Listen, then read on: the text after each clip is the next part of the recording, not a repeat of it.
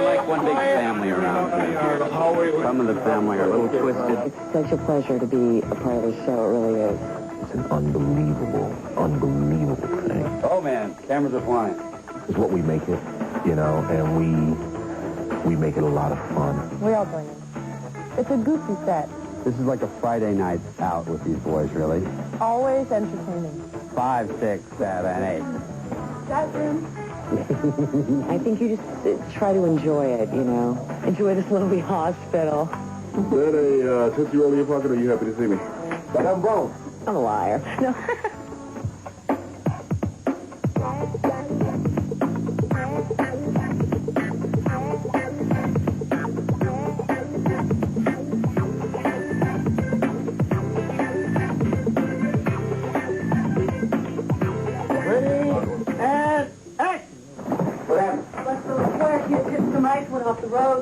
Welcome to the hyperkinetic set of ER, where you're just as likely to find a television news camera as a patient in distress.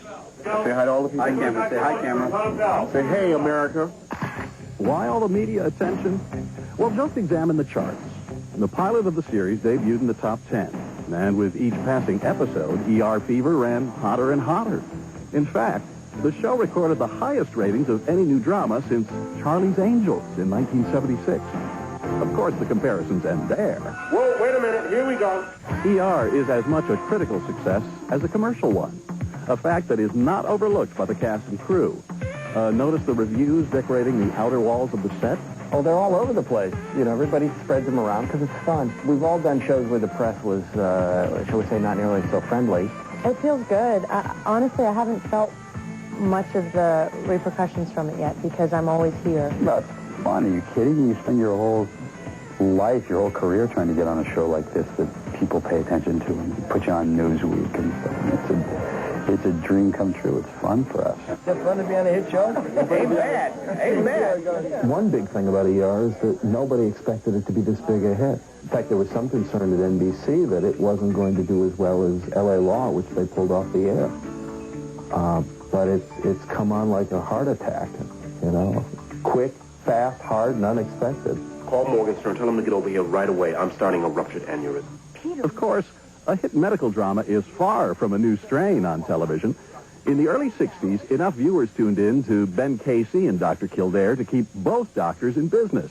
Medical shows have always been popular as a genre because there are very few places where you can go where there are life and death situations, which is really what serious drama is about.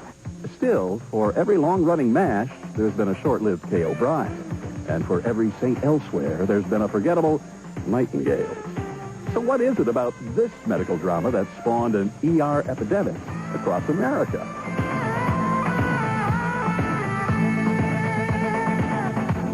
Just as in life, you can trace the surprising vitality of ER back to its healthy genes. The series was conceived by Jurassic Park author Michael Crichton, who wrote the pilot. Then Steven Spielberg gave life to the project through his company, Amblin Entertainment.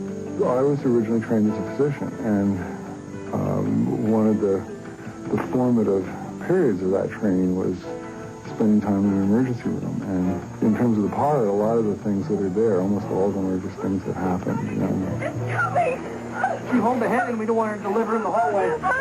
Switch your hand between her legs and hold the head.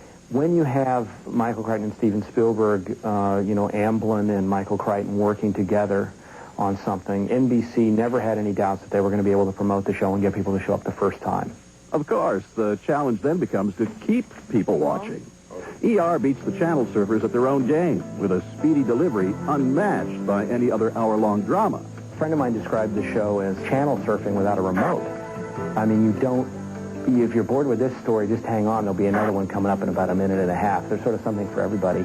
Take the young students' wide-eyed perspective. You can take Anthony Edwards' more seasoned but still gentle approach. You can take, my gritty, more confident approach. You can take shares. So you have various ways as opposed to this being about one star. Finally, ER benefits most from constant supervision by the best script doctors in the business. They're headed by executive producer John Wells, who previously wrote and produced the critically acclaimed series China Beach. every week, you know, it's like you wait for the new script, like, oh my God, you know, it's really such a treat. The writing is so fabulous, and they develop all the characters so well. I think it's excellent. I think it's honest, it's witty, it's deep, makes you cry, makes you laugh. I think that's what people want. I can't give this up. We wanted to try to do a different form of storytelling in medical shows. We wanted to tell stories that were told from, not from the patient's point of view, which has been the traditional medical show, but really told from the doctor's point of view. You may want to call an attorney. How dare you speak treat your child like this? He's a little kid. I try to be understanding in my job. But, lady, this just stinks. You can feel when it's working and you can feel when it isn't, or when it's mediocre. The show is, in every sense of the word, a classy show. During the next hour, we'll take you through the sometimes anxious, but most often outrageous experience of producing a single episode of ER. You'll join the cast from the first day on the set with a new script. I'm out of control here. Yeah. Right. To the last day of shooting when the episode has to be put in the can. No pressure. Along the way, you'll witness George's home run swing, Eric's homespun forehand, Juliana's not-so-daring dribble, and determine who is the fastest wheelchair in the West. You might have had me on that. Plus, you'll learn how these light-hearted actors transform themselves into life-saving surgeons. He ain't gonna make it. All the action begins when our behind-the-scenes look at ER returns. And background. And action! Behind-the-scenes look at ER. Yeah, it's kind of very chaotic. You know, everybody's kind of it's a car wreck every day, and then you're always surprised at how things kind of turn out. Car wreck? This is not a phrase normally used to describe a network television production. But in ER's case, it fits. Because every 8 days, this show snatches a brilliant episode from the jaws of disaster. How do they do it? It's a long, hard process, and it all starts on day one. Every episode is a whirlwind, and it's always exciting to start a new episode because you've been in the same mode for one whole episode, and it just feels fresh and new to start a new one. A fresh, new episode of ER starts shooting every 8 business days. The typical actor's morning on Monday, they show up between 4:30 and 5 to be on set for 7 o'clock call, and they don't finish until 7:30 at night. We don't get the scripts for the upcoming episode until that 2 days before we start shooting them. So those last 2 days of any given episode, you're sort of torn between wanting to finish up the one you're doing and also wanting to prepare the one that's coming up. It's early, the cast is tired, but it's time to start filming. ER, the show, has the tempo of a real emergency room. But instead of processing patients, they're chewing up dialogue. Usually it's a page a minute. On a show like this, it's many more pages, you know. So we end up shooting 10 pages a day, which is pretty much unheard of in TV nowadays. It's painful. It's very painful. You know, what you have to do when we make these 8-day shows, I approach each one of them as a little movie. Few movies, little or not, have as grinding a schedule. A lot of times you'll be in here 8 hours at a time doing a really difficult shot, and then you walk out and you realize you're in Burbank, and that's when it seems the strangest.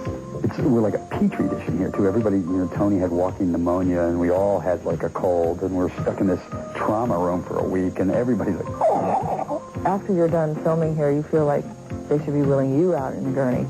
It sounds pretty, well, sickly.